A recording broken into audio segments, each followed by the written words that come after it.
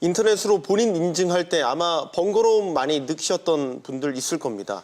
20년 동안 써왔던 인증 방법인데 이르면 올해 안에 이 공인인증서 제도가 폐지된다고 합니다. 네, 번거로움을 덜기 위해서 폐지되는 것은 반가운 일이지만 보안 문제는 없는지 또 대체 방식은 얼마나 편리하고 안전한 것인지 궁금한 점이 많습니다. 공인인증서가 폐지되는 시대 전문가와 자세히 전망해 보도록 하죠. 중앙대 경영학부 위정현 교수입니다. 어서 오세요. 안녕하세요. 반갑습니다. 공인인증서 폐지와 관련해서는 과거에도 사실 폐지된다라는 얘기가 많이 있었기 때문에 이번에는 정말 폐지되는 게 맞는 겁니까? 좀 더 정확하게 말하면 폐지가 아닙니다. 다원화. 여러 다양화다. 선택을 주었다라고 보는 게 정확한 표현입니다. 의무화만 없어진 거군요. 예, 공인인증서가 없어지는 건 아니고 의무 사용이라는 규정이 없어진 거죠. 네. 이게 갑작스럽게 나온 얘기는 아닌 것 같은데 지금 그러면 이제 다양화되는 그 이유라든지 또 다양화된다라고 하면 어떤 의미가 있는지 이 부분을 좀 얘기를 해주시죠. 공인인증서 항상 그 쌍으로 세트로 등장하는 이름이 있습니다. 액티브엑스라는. 네, 맞습니다. 그래서 많은 설치를 사용자들이 무조건 해야 되죠. 네, 그래서 이 공인인증서를 통해서 인증을 받으려고 그러면 프로그램이 컴퓨터에서 설치하시겠습니까라고 뜨는데 뭔지도 모르는 정체불명의 프로그램들이 계속 설치가 됩니다. 네. 10개에서 뭐 20개 설치가 되죠. 이제 그런 어떤 불편함들 그리고 1년마다 뭐 정기적으로 또 갱신해야 되는 비용의 맞아요. 문제, 번거로움 네. 이제 이런 게 있고요. 한때 몇 년 전에 굉장히 유명한 천송이 코트라는 네네. 근데 해외에서 아. 국내 어떤 물건을 사고자 할 때 이 바로 공인인증서에 막혀가지고 네. 뭐 구입하는 게 불가능한 외국인들이요. 뭐, 뭐 이런 현실들이 있었고 최근에는 또 인증 자체가 스마트폰 인증이 모바일 인증이 증가하면서 무력화되었던 이런 측면도 있습니다. 근데 제가 알고 있기로는 공인인증서가 여러 불편함이 있다는 거는 여러 차례 뭐 언급이 된 바 있지만 공인인증서 자체가 갖고 있는 보안력 자체는 굉장히 강하고 높고 두텁다라고 알고 있거든요. 그러면 공인인증서를 대체할 만한 다른 기술들이 있는 건지 먼저 이 부분부터 여쭤볼까요? 최근에 흔히 우리가 이제 모바일 인증, 스마트폰을 통한 인증에서 많이 나오고 있는 지문 인증, 네. 지문 인식 아마 쓰고 계실 겁니다. 그리고 홍채 인식 이런 것들이 있고 또 최근에 이제 블록체인을 활용한 어떤 그 인증 방법 이런 것들이 지금 등장을 하고 있습니다.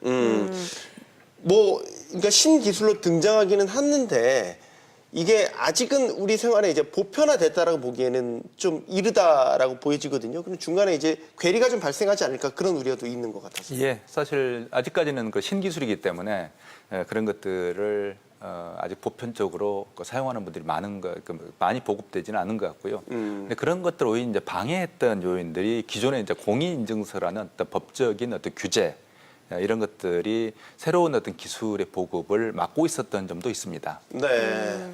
그럼 지금 말씀해주신 뭐 홍채라든지 아니면 뭐 지문 인식, 정맥, 이른바 그 바이오 정보라고 볼 수 있을 것 같은데 이런 바이오 정보를 그런 활용한 생체 인증이나 아니면은 블록체인 기술 이런 대체 인증 방식이 공인 인증서 역할 그 이상을 좀 잘 해낼 수 있을 거다 이렇게 기대를 해도 괜찮은 거예요? 예, 향후에 이제 그 중에서 뭐 홍채 인식이라든지 이런 어떤 지문 인식, 뭐 다양한 블록체인을 활용한 이런 어떤 인식 기술, 그러니까 인증 기술 중에 사용자가 이제 자기가 편리하다고 생각하는 어떤 기술을 선택하는 이런 어떤 시대가 지금 오고 있는 것이죠. 뿐만 아니라 블록체인 자체가 이제 기반으로 깔리게 되면 위 변조가 대단히 어렵기 때문에 그러면 이제 공인인증서를 실질적으로 대체할 수 있는 하나의 수단이 될 수 있는 가능성도 열리고 있습니다.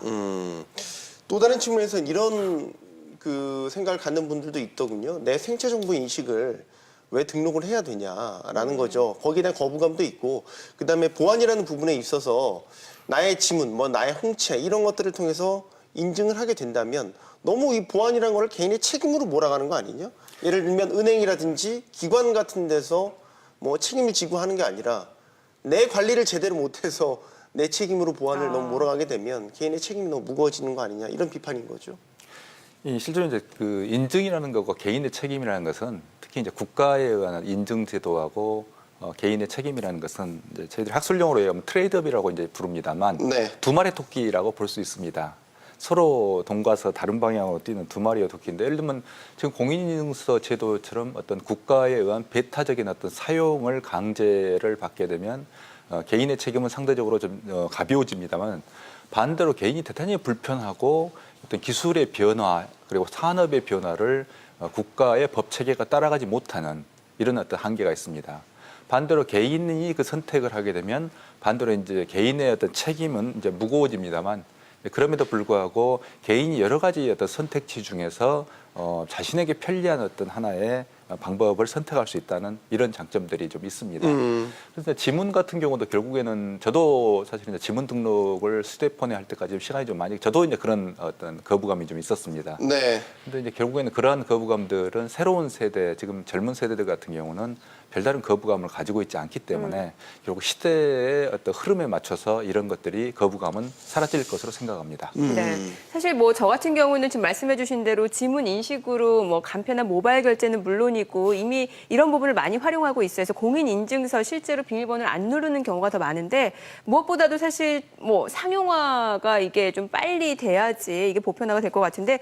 그러기 위해서 어떤 과정이 좀 필요하다고 보여지십니까? 이제 상용화 여러 가지 기술들이 이제 경쟁하는 시대로 드디어 왔기 때문에 네. 결국에는 기업들이 여기에 대한 준비, 그러니까 기존에는 공인인증서에 막혀서 사실은 다양한 어떤 기술들을 활용하지 못했던 측면들이 좀 많이 있습니다. 그래서 예를 들어서 이제 은행 거래부터 시작해서 뭐 상품 거래, 예를 들어서 이커머스 이런 거래에서 다양한 어떤 선택지들이 등장할 수 있는 길이 열렸기 때문에 많은 기업들이 공인 인증서를 대체할 수 있는 어떤 새로운 기술이나 서비스를 개발할 걸로 생각을 합니다. 그래서 이러한 어떤 노력들, 즉 새로운 어떤 인증 방법에 대한 시도를 기업들이 빨리 지금 하는 게 좀 중요할 것 같고요.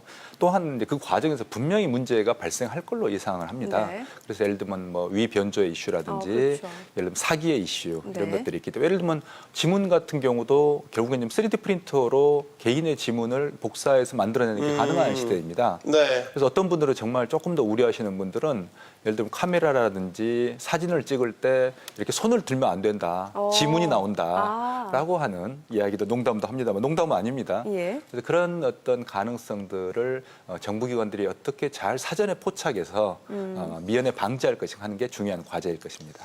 사실 이 보안업계에 계신 분들 얘기를 들어보면 어쨌든 인증 방법이 다양화됐으니까요. 인증 기관에 대한 고민도 이제 새롭게 할 시점인데 문제가 됐던 부분은 서로의 이해관계에 따라서 말도 안 되는 인증 기관이 등장해서 뭐 정보 관리가 제대로 안 된다거나 문제들이 발생한 경우가 많았단 말이죠. 인증 방법이 다양해졌으니까 이 인증 기관을 그러면 공공으로 가져갈 것이냐 아니면 뭐 민간으로 가져갈 것이냐 민간으로 가져갔을 때는 어떠한 신뢰 프로세스를 만들 수 있을 것이냐 그렇죠. 이런 논의들도 이제 본격화돼야 될 것 같아서요. 예.